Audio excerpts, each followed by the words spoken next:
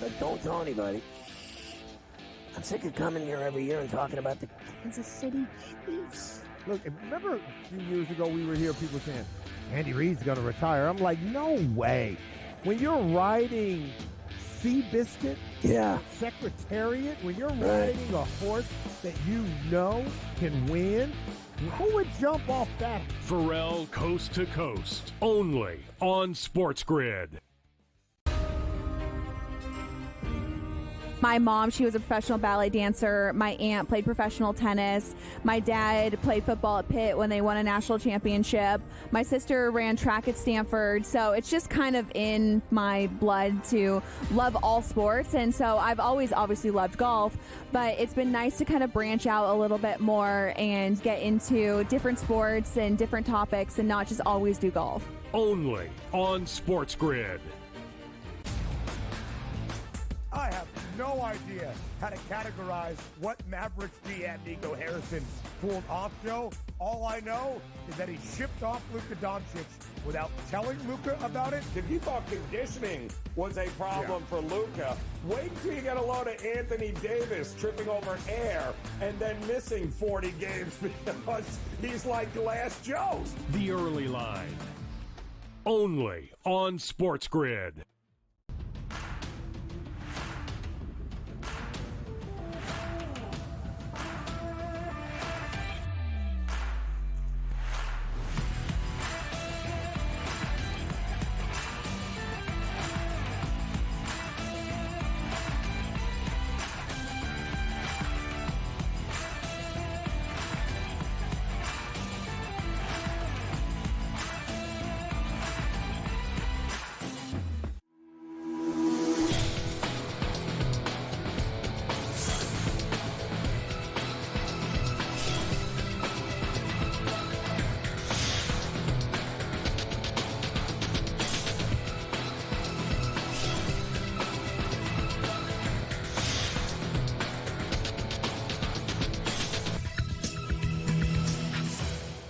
Good morning. Welcome to NewsWire here on SportsGrid. I'm Craig Mish as we creep closer and closer to the Super Bowl coming up this Sunday. Great to be back with you here.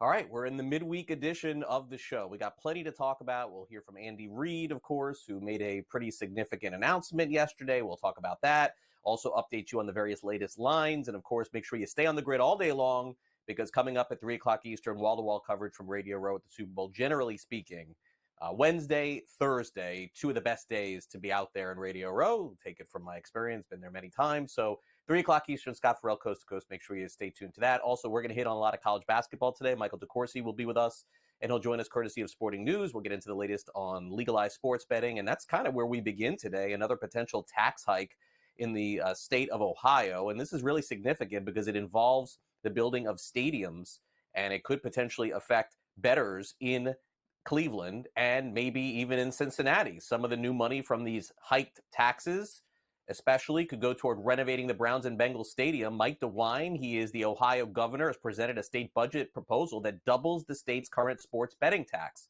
In case you're asking me, Craig, what are those numbers? I'm going to give them to you right now. Sports bettors in the state of Ohio have to pay a 20% sports betting tax.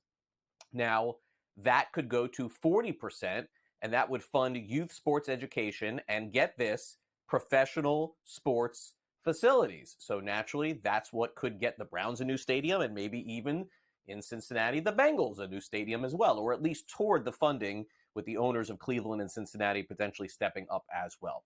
In the National Basketball Association, we're coming fast and furious toward this trade deadline. We did see another trade today, pretty significant if we were talking about 3 years ago because of just how good Chris Middleton was for the Milwaukee Bucks. But now he is on the way out. He has been traded to the Washington Wizards. Poor guy. He and A.J. Johnson and a pick swap. The Wizards, Kyle Kuzma is going back the other way. So is Patrick Baldwin, second-round draft compensation. Washington is having a dreadful season this year. American Gaming Association put out some big numbers, and not surprising at all, Americans expected to bet legally this year. The number is $1.39 billion on the upcoming Super Bowl. We now have 38 states that, by the way, are legal, hoping to get more in the future, potentially Texas, California, but we'll see what the numbers end up being afterward. The NFLRA says that theories that officials are favoring the Chiefs and all of these different calls that they're getting are, quote, insulting. This is the Refs Association. Of course they're going to say it's insulting. That's not going to happen. All right, from the Super Bowl yesterday, we did get some big news here because every year after the Chiefs have won the Super Bowl or got deep into the playoffs, we'd wondered if Andy Reid was going to come back and coach another season. Well, Reid yesterday, for the first time before a Super Bowl, put that to rest, saying he's coming back. Yeah, that's not part of it. I enjoy teaching, so I don't get caught up too much on all the stats and all the records and all that stuff. But I enjoy being around the guys. I enjoy football, the game. You can't put in the hours that we do and not enjoy it. I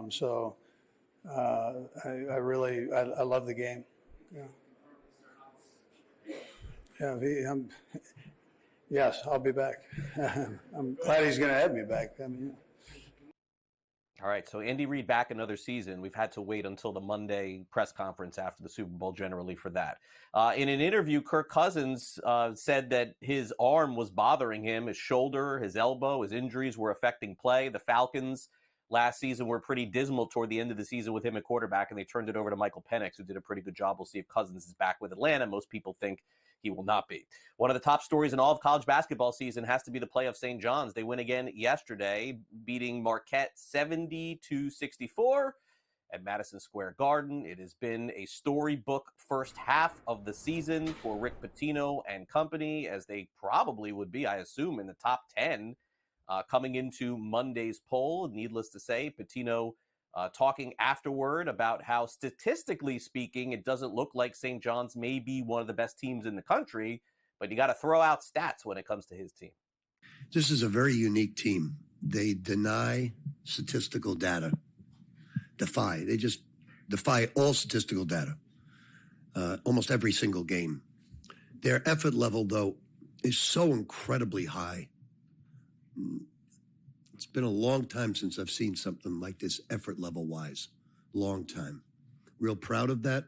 Great win, great team that we beat. We shoot 17 for 31 from the foul line, but we get 50 rebounds to 28. Hell of a basketball team that just plays so hard, so hard. As a coach, I can't appreciate any more than this. I'm so full with gratitude to see players play this hard. It's exciting. Exciting for our director, Luke, who's talking about St. John's every day as an alumnus here on the show. Good season for him. All right, not Luke, but Luka. Luka Doncic is now officially a member of the Los Angeles Lakers. He finally had his press conference yesterday. He's not expected to be on the court, at least for the time being, still suffering from a lower leg injury, maybe back over the next couple of weeks. Clearly an emotional Luka, not prepared to get that news that he was traded from Dallas to Los Angeles, and now has come to peace with it. Well, it was hard first. That first day was really hard. I felt like this last 48 hours was 1 month. Like 2 days ago was 1 month ago. So emotionally it was really hard. But every day that like today was much better. I'm just very happy to be here for this opportunity. It's the Lakers. It's one of the best clubs in history, so I'm excited to be here. Everybody was surprised, so you can imagine how surprised I was. I was almost asleep, so when I got a call, I had to check it was April 1st. I didn't really believe it at first, and it was a bit shock. It was hard moments for me. It was home, so it was really hard moments for me, especially the first day. But as I said, I get to play in the greatest club in the world, and I'm excited for this new journey. Meanwhile, Anthony Davis made his presence felt in the media, at least, although he did not play in the first game for the Dallas Mavericks. Is expected to be back with them this weekend. Also talked about the shock and disbelief that he had when he found out he was dealt from L.A. to Dallas. When I get to Dallas, it's nothing. Obviously, it was shocking just because I didn't know. But, after the shock factor wore off, then I knew it was time to get to Dallas, get to the physical, see the doctors, and then get ready to, get back to get on the floor with these guys. I'm very excited. Me and Kai talked about this, I think in 2018, when I asked for a trade from New Orleans. He was in Boston, I think, at the time, and he ended up leaving, going to Brooklyn. But we've been wanting to play alongside each other for a very long time, and now we got the opportunity to do so.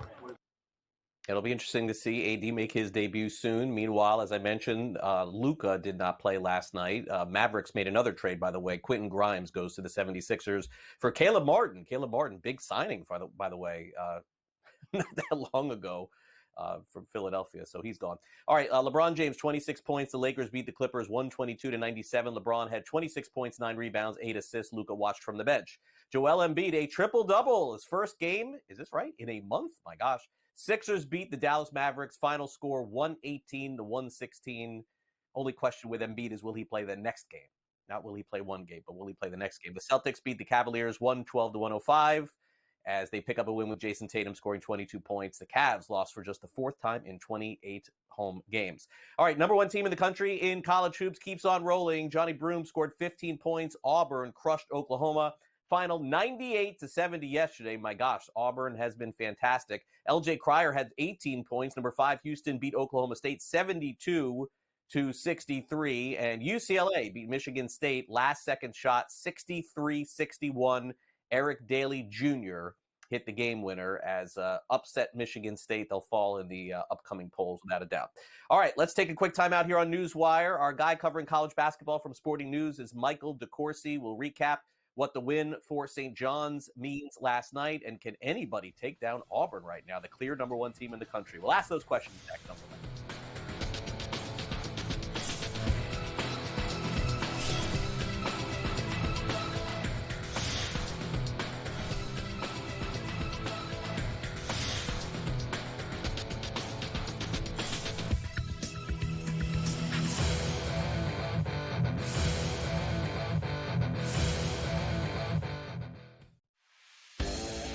But don't tell anybody.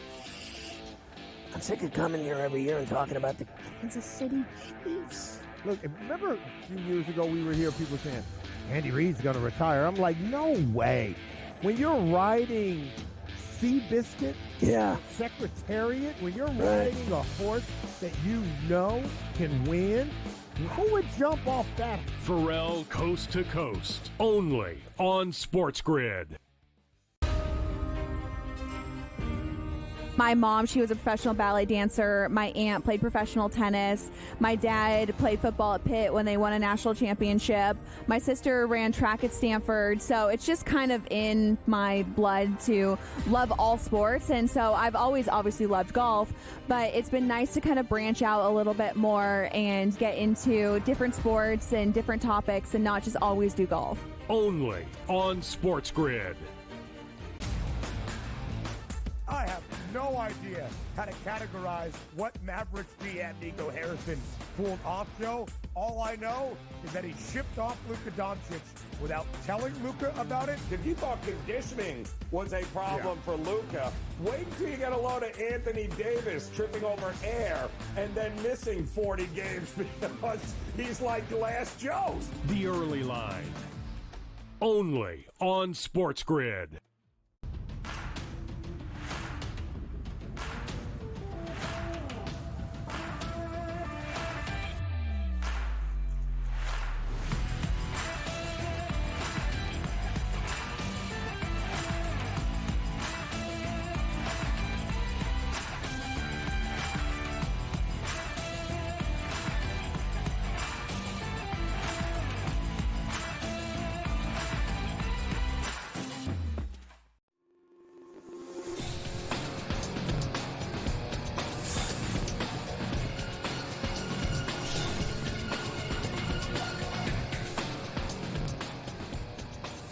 Welcome back to NewsWire here on SportsGrid. Craig Mish back with Michael DeCourcy from Sporting News as we dive into the latest in college basketball. And Mike, thanks again for coming on. Good to catch up with you here as we're closing in on really the heat of the college basketball season. Got to get this Super Bowl thing out of the way on Sunday.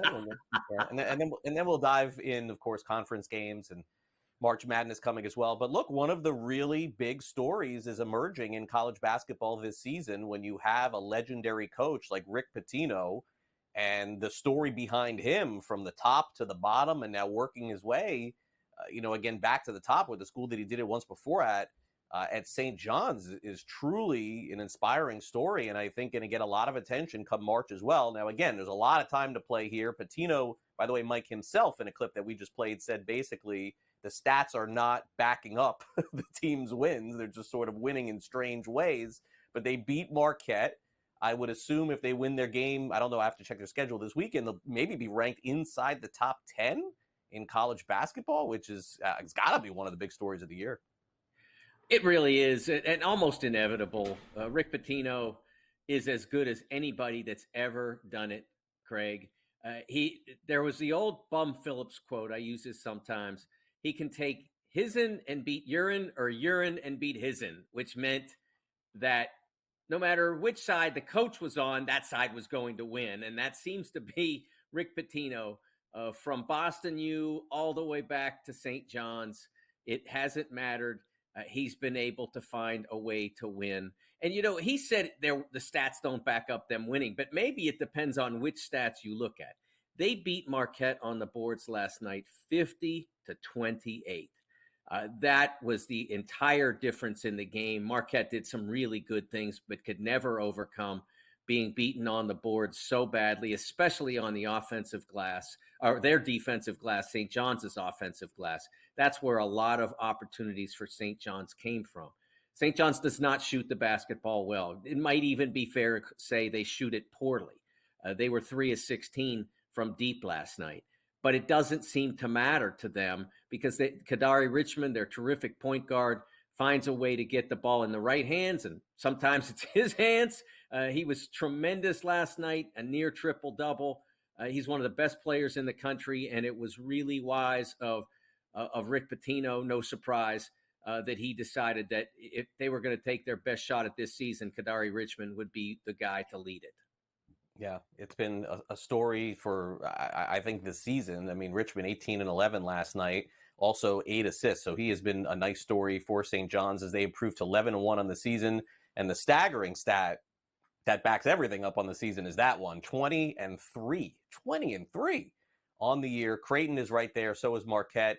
And UConn on Friday night will take on St. John's. So certainly that'll be another benchmark moment for them. Now let's get to the number one team in the country, Mike. No reason to think that this is going to change anytime soon. Boy, Auburn is on some run here. 98-70. They win again. They've been winning games, left, right, center, and basically just blowing teams out as well. Very much on pace right now to be one of the number one seeds in the NCAA tournament. They'd have to significantly drop off to not be, I think, or some crazy loss in the SEC tournament. Is this a legit team that has a chance to win it all, Mike? It's nearly impossible for them not to get a number one seed at this point, Craig. It would have to be. It's just not conceivable with the distance that they've put themselves between themselves and the rest of the group. The teams that are chasing the fourth number one seed at this point, Tennessee, Florida, aren't nearly as accomplished as Auburn is, standing there as the number one overall. And they absolutely have a chance to win it. There are a couple of things, though, that make them different than a typical champion, Craig. And first of all, it's the idea of having your one true point guard. They play a couple of different players at that position. They mix and match. Sometimes they play them together. Usually it's somebody, almost exclusively, it's somebody with a point guard that isn't totally in charge. The old thing maybe in football where you have two quarterbacks, you don't have any. Well, have we ever seen a team that basically played multiple point guards win a championship? It doesn't come up often. So there's that. And there's also the question of, do they have that NBA first round pick? You look at the mock drafts, they're all freshmen and that sort of thing. I'm not sure that's totally reliable, but I think Janai Broome eventually will be a first round pick. Their fifth-year senior center who's having an unbelievable year. I just can't see 30 teams saying, no, we can't be helped by a guy who is that mobile, that skilled, that hungry, and that interested in becoming better. He won't go in the lottery, but I just can't see that he wouldn't be a first-round pick at some point, and that would fulfill that qualification. Yeah, I think Mike, the Lakers would take him right now to play center. There you go. I can't find anybody else. 16 points last night, 5 rebounds, 6 assists for Broome. All right, so the must-watch player in all of college basketball is back on the court as the Duke Blue Devils are waiting for Auburn to slip up a little bit so they can be the number one team in the country. I mean, those two teams, to me, Mike, are the heavy favorites to go deep into March. I mean, the Blue Devils tonight, 18.5-point favorites. That's how well they've been playing. They're at Syracuse. So that's an embarrassing line, by the way, too, for the Cuse. 143.5 is the total there. It just shows you how good Duke is. And I guess the must-see guy is Cooper Flagg. I mean, very rare do we have scenarios in sports, especially at the collegiate level, Mike, where a player starts off the season projected to be the number one player in the country, and he ends up doing it. Like, how many times do we think that the Heisman in football is going to be someone and ends up being someone else? Same thing in college basketball as well. So this is a wire-to-wire must-see guy, and I would imagine another big game could be in store tonight. Big spread. Yeah, he's just an amazing player. He's gotten himself to the point where he's scoring regularly in the 20s, and that was never supposed to be his greatest strength. It was more about the total game, his ability to understand, his defense, his passing, his rebounding. And now he's making shots and scoring as well. Just an amazing player. It's a really interesting thing. I mentioned Janai Broome before. This may be the best player of the year race we've had in decades. Maybe since I started covering college basketball, or going back to maybe the years when there was Christian Laettner and Shaquille. That's how. And maybe these guys aren't that level. They're pretty close. But the level of competition between the two of them and what they've been able to bring, going to be one of the really terrific player of the year debates. And any chance you get to watch either Cooper Flagg or Janai Broome, go for it. All right, we'll be right back. Thanks, Mike.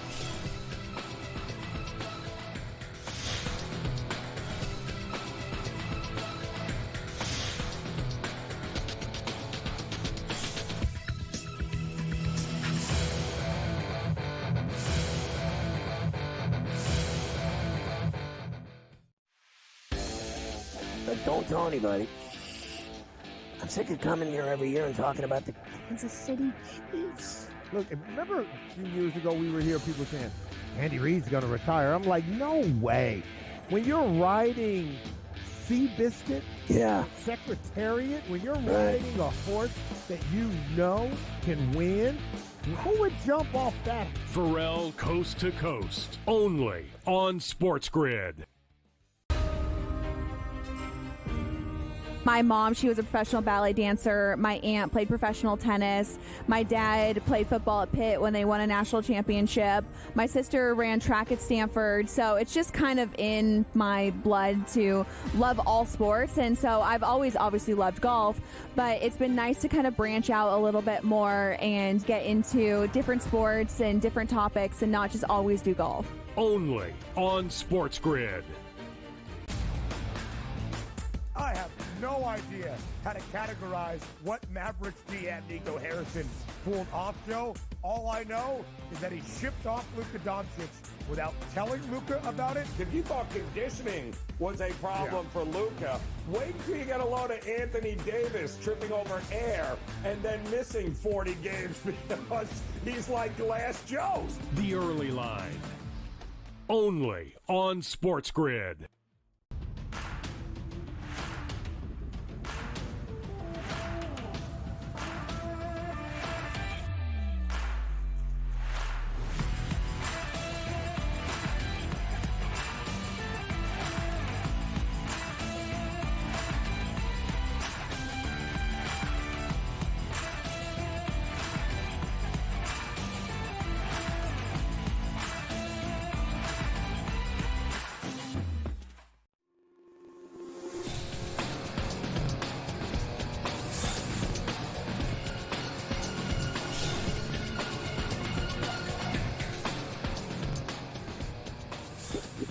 All right, the action is heating up at Radio Row in New Orleans, so make sure you stay on the grid all day long, especially 3 o'clock Eastern. Scott Farrell, Coast to Coast, usually, as I said before early in the show, in case you missed it, for those of you who enjoy Super Bowl coverage today and tomorrow, generally the biggest days out there on Radio Row. Wednesdays and Thursdays is when you get like some of the big names, big stars, so we'll have a preview of that. Also, Patrick Mahomes ends up talking about the upcoming Super Bowl, that and a whole lot more. Time now for the SportsGrid Sound Off.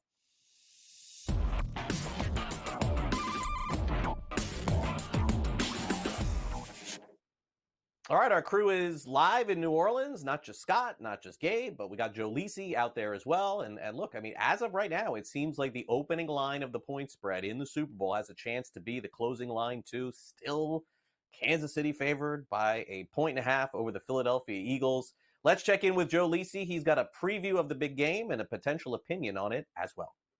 Super Bowl 59 on the horizon, and it doesn't get better than this. Kansas City and Philadelphia in a rematch that played out just a couple of seasons ago, in which the Chiefs won that battle 38-35 last year in the regular season. Kansas City lost in Arrowhead to the Philadelphia Eagles and Jalen Hurts 21-17. You look at this total in this matchup, 48.5. Kansas City is favored by 1.5 points across multiple books. But I'm looking at the prop market right now. How does Philadelphia attack that Kansas City defense? We know about Saquon Barkley in regards to the rushing attack, but he's a very good receiver. And when you look at last week in regards to the AFC Championship, James Cook coming out of the backfield abused that defense, 49 receiving yards. And in last year's Super Bowl, you look at Christian McCaffrey, had well over 60 yards receiving in the matchup. I'm looking at Saquon Barkley, over 25 receiving yards across multiple books at plus 270. Thanks very much, Joe. We'll check back in with our SportsGrid contributors from New Orleans tomorrow. You know who else is in New Orleans? Patrick Mahomes, ready for another Super Bowl. Has some familiarity, of course, with the Eagles. Seems like they've played a lot over the last few years. And also, don't forget, played in a recent Super Bowl as well. Does that affect any of the preparation going into this week's game? Here's Mahomes on that. You take a couple things, just because they're a lot of the same players. I mean, obviously they have new players, but a lot of the same players, a lot of the same coaches. But you have to learn from what they've done this season, obviously. And so you look at the tape, you get what you can from that, and then you move on to what they've done this season. Hey, Pat, what's your impression of Jalen Hurts and what he's been able to do in this Eagles offense this year? Yeah, I mean, he's extremely talented. I mean, I saw it firsthand in the last Super Bowl that we played, and I think what the best thing about him is he's a winner. He knows how to win football games, and if that's throwing the football, if that's running the football, whatever it takes, in order to be great in this league, you have to find ways to win football games. 17 straight games, 1 possession wins. You know how to build momentum. I think the best thing we do is just we compete to the very end. It doesn't matter how the game looks from the beginning to the end. We're just going to find a way to get the win, and that's why 1 possession or about 2 possessions, whatever it is, we're just going to find a way. All right, well, we'll see how Mahomes fares this week. Of course, his props have been way up after last week's win against the Buffalo Bills. Meanwhile, how do the Philadelphia Eagles look different in this Super Bowl as opposed to the last? Pretty obvious. They have Saquon Barkley. He's been the most dominant running back in the NFL. Jalen Hurts, of course, is the one that really has been the beneficiary of some great running this season.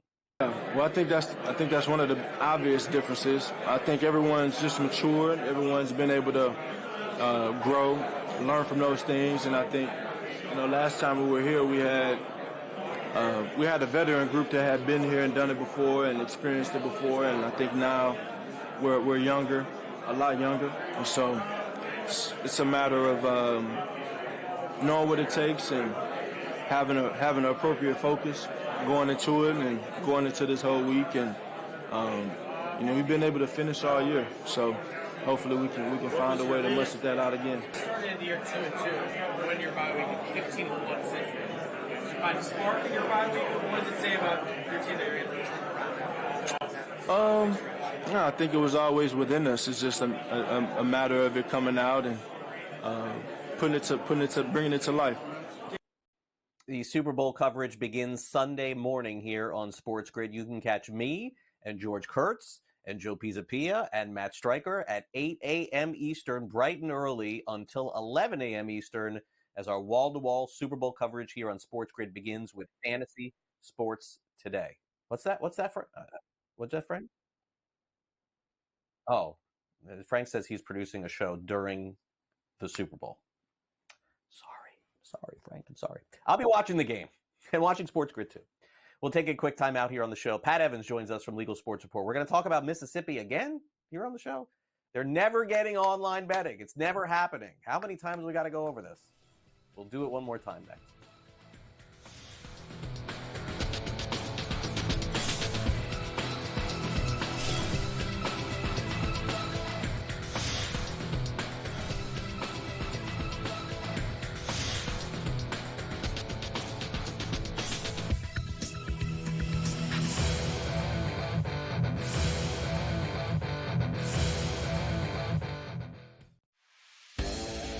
But don't tell anybody.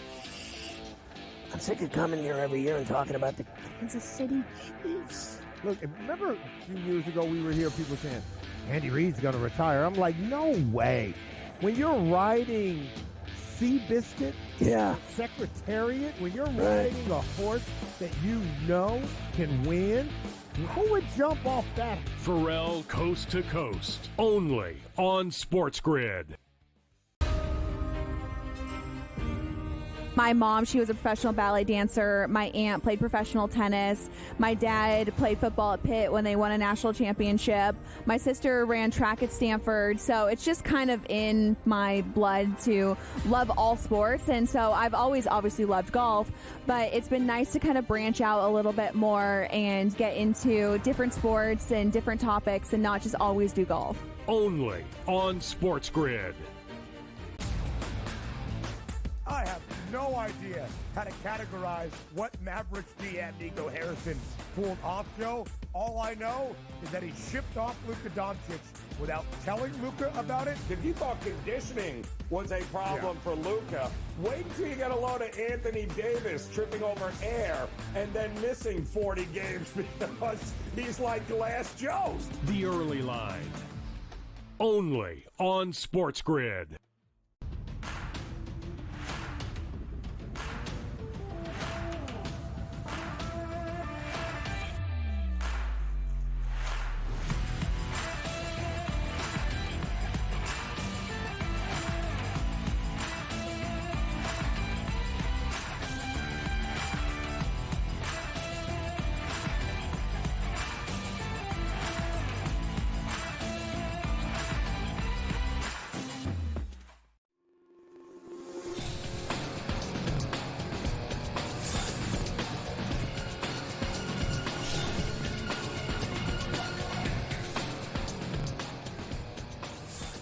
Welcome back to NewsWire here on SportsGrid. Pat Evans is with us from Legal Sports Report. We're going to dive into the very latest in Mississippi again, one more time. We'll see if we can make anything new out of this story. We feel like we're just slamming people in the face with this Mississippi over and over again. Nothing changes. But let's get to a story. Pat, let's get to a story that's posted now over at Legal Sports Report. So, look, there's no question that through the years we've seen ownership around sports have this, sort of debate back and forth, publicly funded stadiums versus privately funded stadiums. But with the advent of sports betting and the legalization of sports betting, some of the tax rates could be actually used to get help in some of these privately funded stadiums to get built. We know that Cleveland would like to get a new stadium. We've heard that Cincinnati maybe would like to at least get some renovations to that Paul Brown Stadium they have there in downtown Cincinnati. How could Ohio potentially contribute to that? And do you think that it is reasonable to tax sports betting double from what they have now to get those built? How will taxpayers feel about this? Yeah, I mean, who knows how the taxpayers will feel about this? I can't speak for the Ohioans that would be paying this off of sports betting. Well, it would be the sports books contributing to the state and then that. But this is crazy because it's Ohio Governor Mike DeWine for the second time proposing a doubling of the tax rate in Ohio.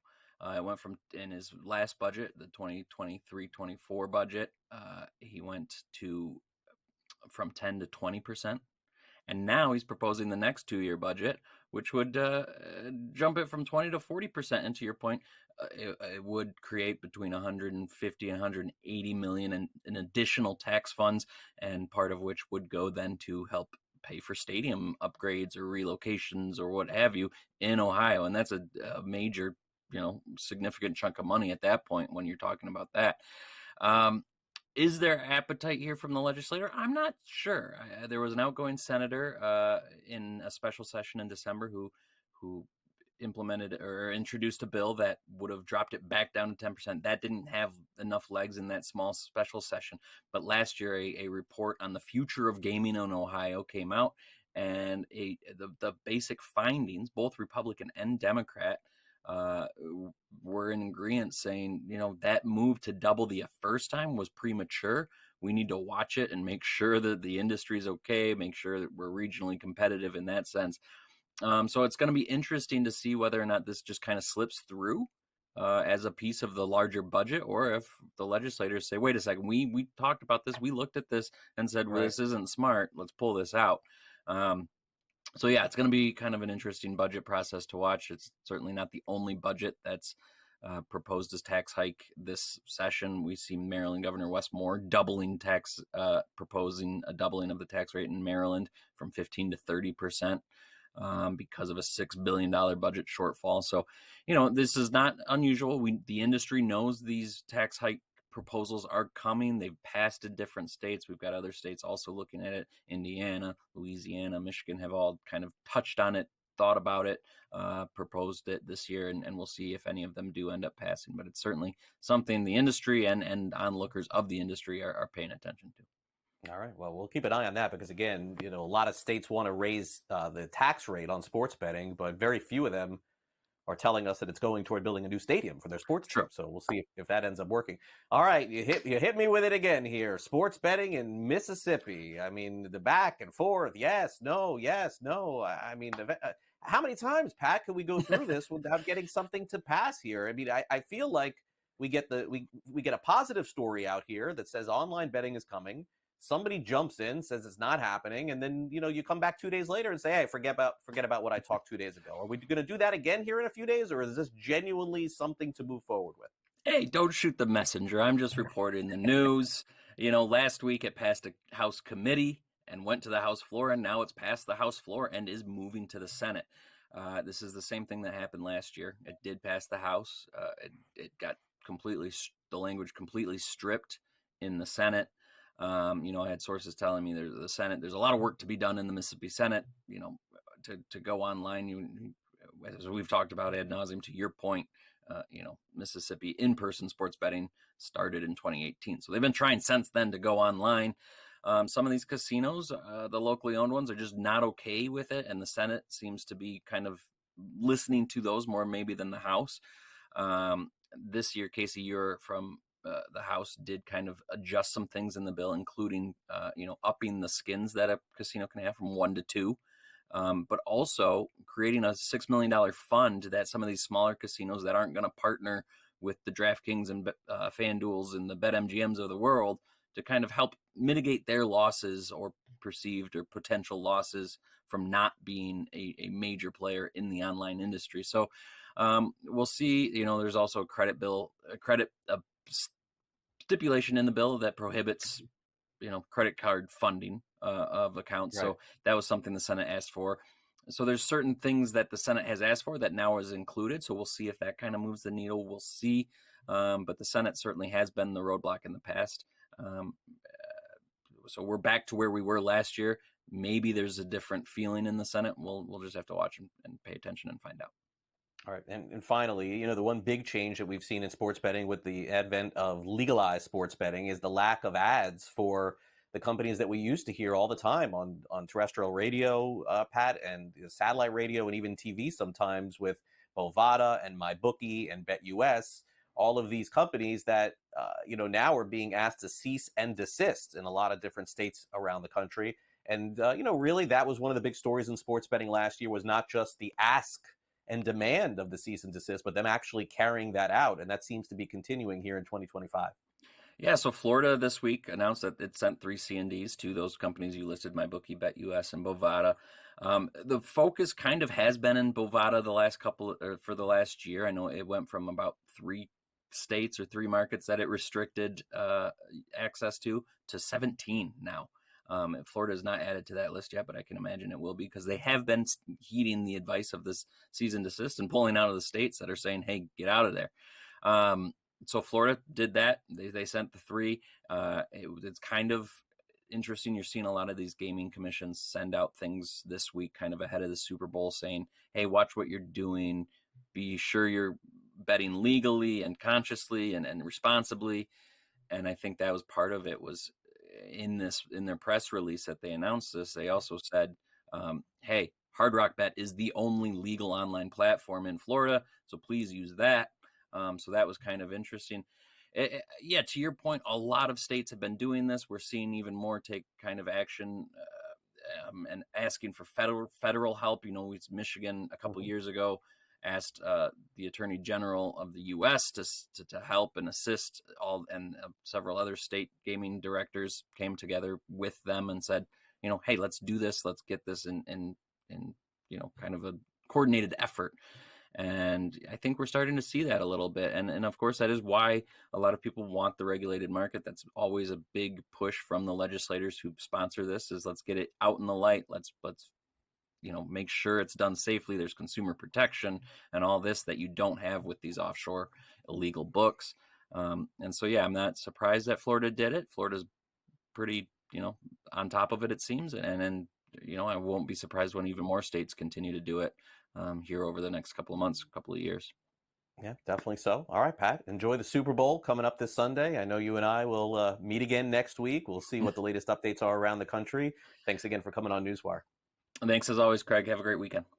All right, Pat Evans from Legal Sports Report. You can read all about his articles there, legalsportsreport.com. Coming up next here on the show, what will the Super Bowl look like? Where will it look like? What will be different about this year's broadcast Super Bowl, if anything?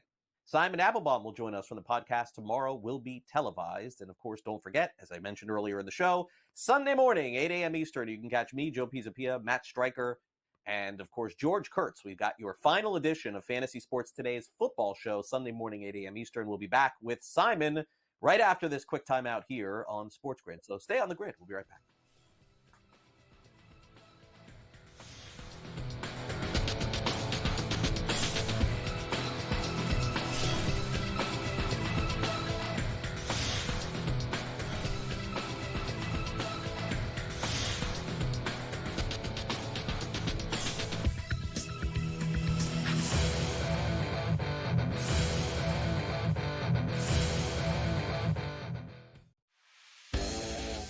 Don't tell anybody. I'm sick of coming here every year and talking about the Kansas City Chiefs. Look, remember a few years ago we were here, people saying, Andy Reid's going to retire. I'm like, no way. When you're riding Seabiscuit, Secretariat, when you're riding a horse that can win, who would jump off that? Pharrell Coast to Coast, only on SportsGrid. My mom, she was a professional ballet dancer. My aunt played professional tennis. My dad played football at Pitt when they won a national championship. My sister ran track at Stanford. So it's just kind of in my blood to love all sports. And so I've always obviously loved golf, but it's been nice to kind of branch out a little bit more and get into different sports and different topics and not just always do golf. Only on SportsGrid. I have no idea how to categorize what Mavericks GM Nico Harrison pulled off, Joe. All I know is that he shipped off Luka Doncic without telling Luka about it. If you thought conditioning was a problem for Luka, wait until you get a load of Anthony Davis tripping over air and then missing 40 games because he's like Glass Joe's. The Early Line. Only on SportsGrid.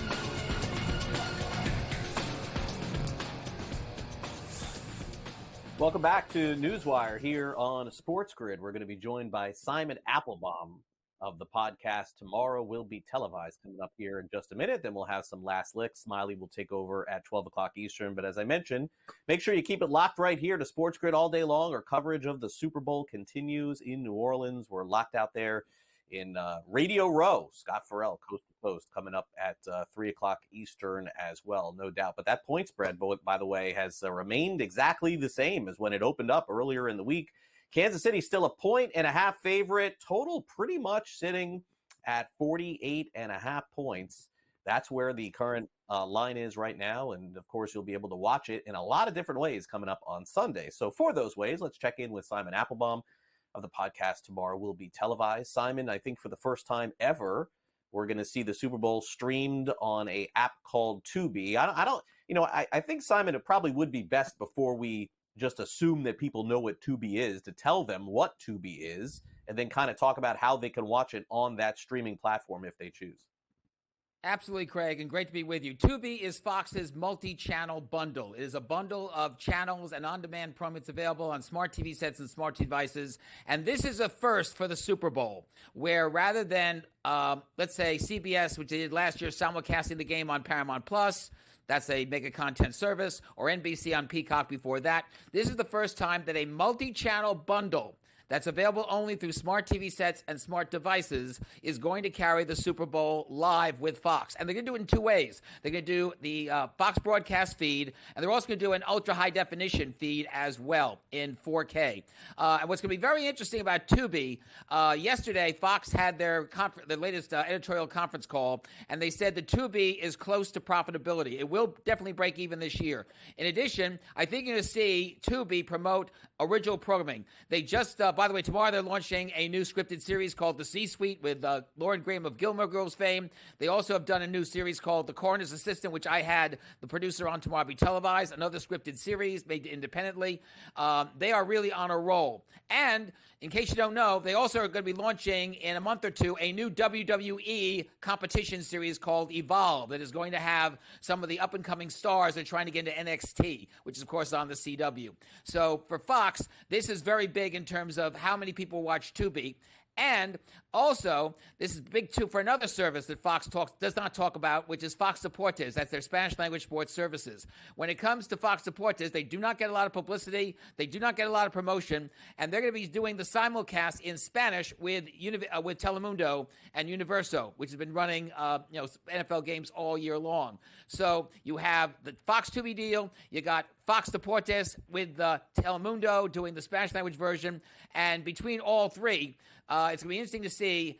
It's going to be very clear that given the teams involved, given Kansas City going for a three-peat, this will definitely be among the highest viewed Super Bowls ever. The question is, will it be the highest Super Bowl viewed ever? And it could be if the game is nip and tuck, as a lot of people expect it's going to be.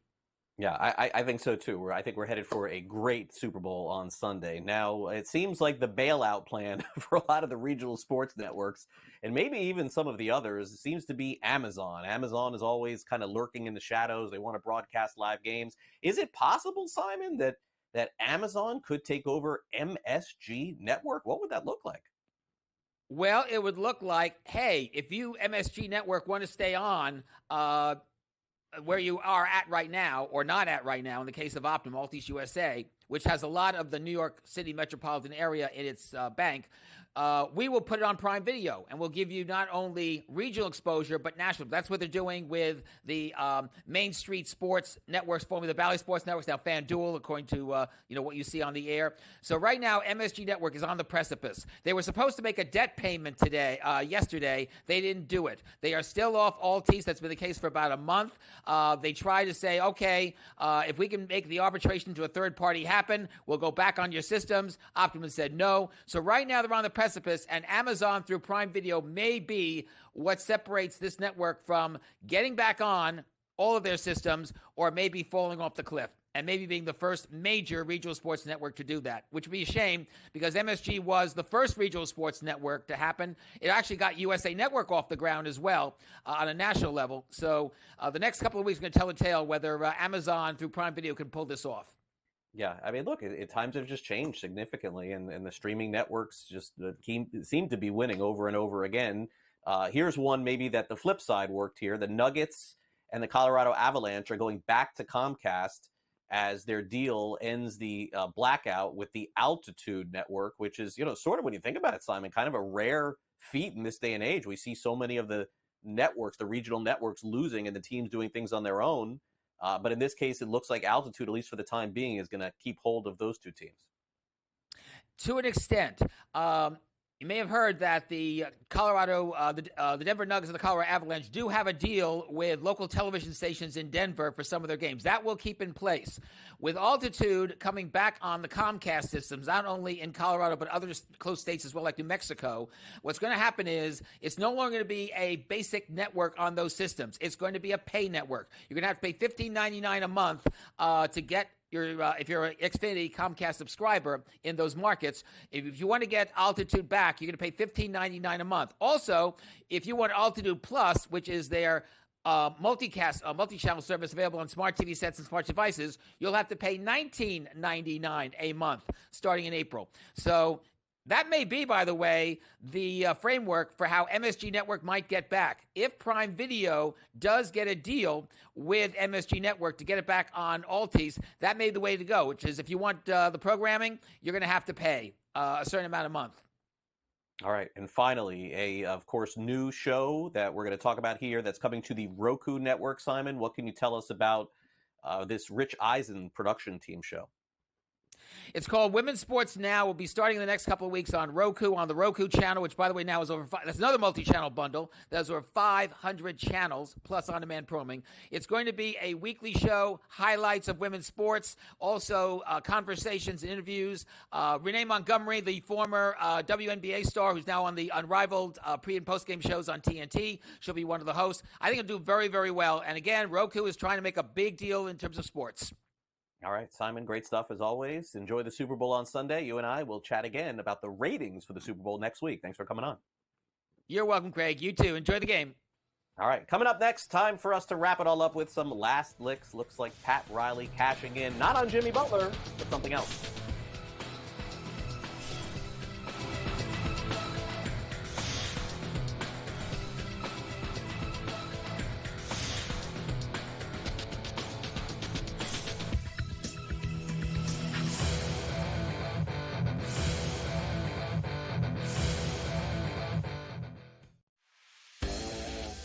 Don't tell anybody. I'm sick of coming here every year and talking about the Kansas City Chiefs. Look, remember a few years ago we were here, people saying, Andy Reid's going to retire. I'm like, no way. When you're riding Seabiscuit, Secretariat, when you're riding a horse that you know can win, who would jump off that? Pharrell Coast to Coast, only on SportsGrid. My mom, she was a professional ballet dancer. My aunt played professional tennis. My dad played football at Pitt when they won a national championship. My sister ran track at Stanford. So it's just kind of in my blood to love all sports. And so I've always obviously loved golf, but it's been nice to kind of branch out a little bit more and get into different sports and different topics and not just always do golf. Only on SportsGrid.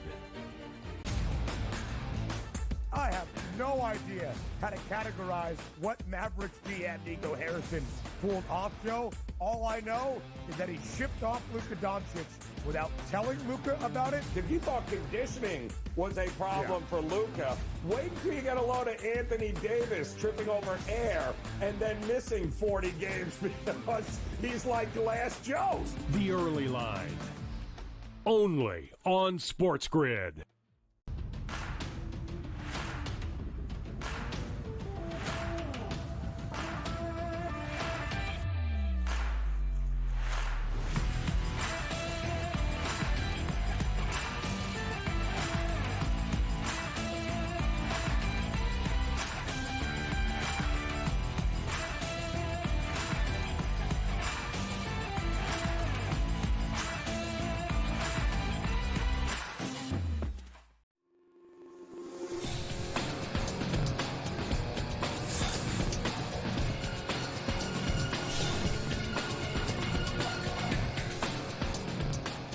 Welcome back to NewsWire here on SportsGrid. A story we've talked about a ton here on the show is the idea of the three-peat and how you actually need permission to produce material based around three-peat. I'm going to tell you why. Also, the Dallas Mavericks doing something unprecedented for people who were big fans of Luka, and it looks like Tom Brady's getting some additional access. That's good news for the Super Bowl. Time now for some last licks.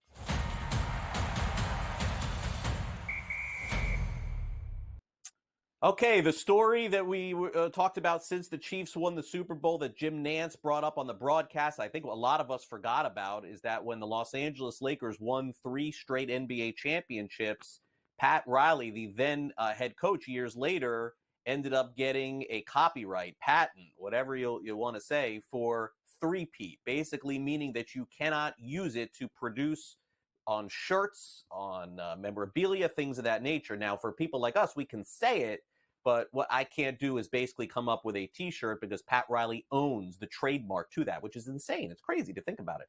So the NFL, and I want to know the numbers here. This is really what I want to know. The NFL has officially now struck a deal with Riles and Company.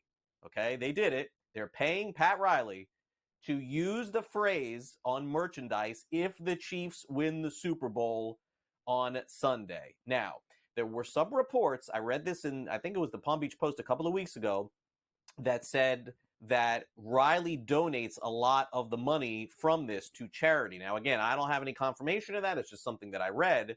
I am very curious if this ends up happening to hear what the amount is. My guess is we're not going to know unless the Chiefs actually win. But what kind of number would the NFL pay to produce this sort of stuff?